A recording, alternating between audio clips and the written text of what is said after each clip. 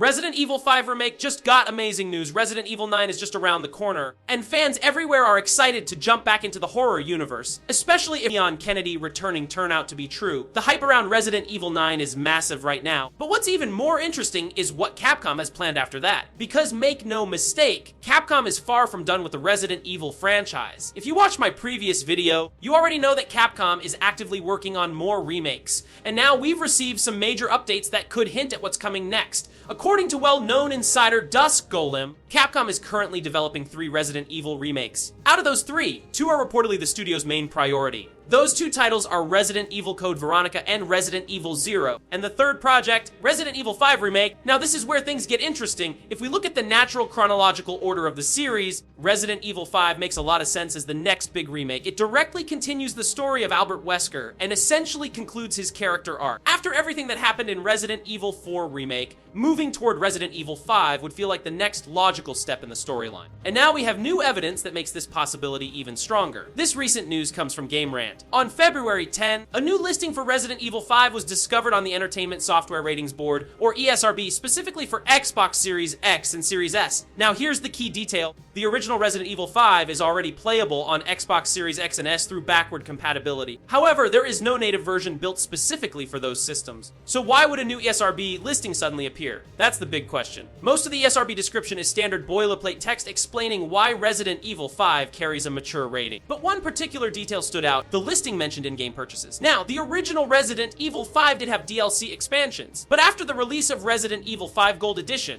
all of that additional content was bundled into the base version of the game. There were no new microtransactions added later. However, if you look at recent Resident Evil remakes, like Resident Evil 2, Resident Evil 3, and Resident Evil 4, Capcom has included optional microtransactions such as weapon upgrade tickets and bonus content. So the presence of game purchases in this new ESRB listing raises some serious questions. Could this be pointing toward a full-fledged Resident Evil 5 remake rather than just a simple port? It's definitely possible, and that's not all. There have also been subtle hints from voice actors connected to Resident Evil 5 suggesting that something related to the game may be happening soon. While nothing has been officially confirmed, one voice actor teased fans to stay tuned for March. Now, if you didn't know, March marks the 30th anniversary of the Resident Evil franchise. The original Resident Evil launched in March 1996, meaning this year is a major milestone for Capcom. A 30th anniversary is not something a company ignores, especially not for one of its biggest franchises. Capcom is almost certainly planning something big for that celebration. Whether it's a new trailer for Resident Evil 9, a remake announcement, or even multiple reveals, March could be huge for fans.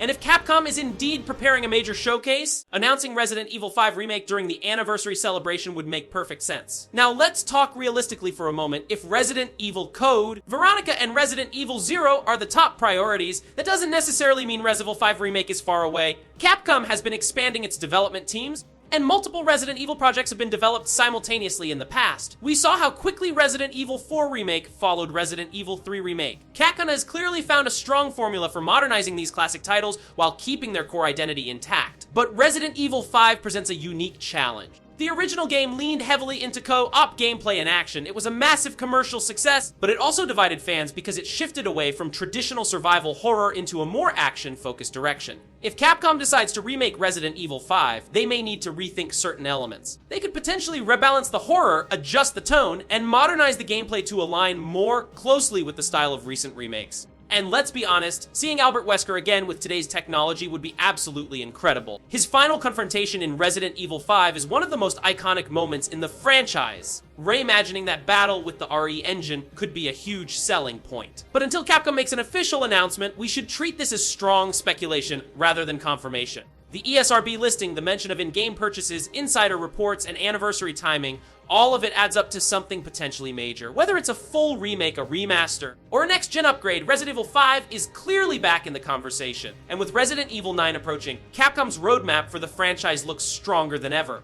So now I want to hear from you. Do you think Resident Evil 5 should be the next remake? Or would you prefer Code Veronica or Resident Evil 0 first? And if Resident Evil 5 does get remade, should Capcom keep the co-op focus or bring it back to pure survival horror? Let me know your thoughts in the comments below. And if you enjoy staying up to date with the latest Resident Evil news, rumors, and breakdowns, make sure you subscribe and turn on notifications so you don't miss the next update. Thanks for watching, and I'll see you in the next video.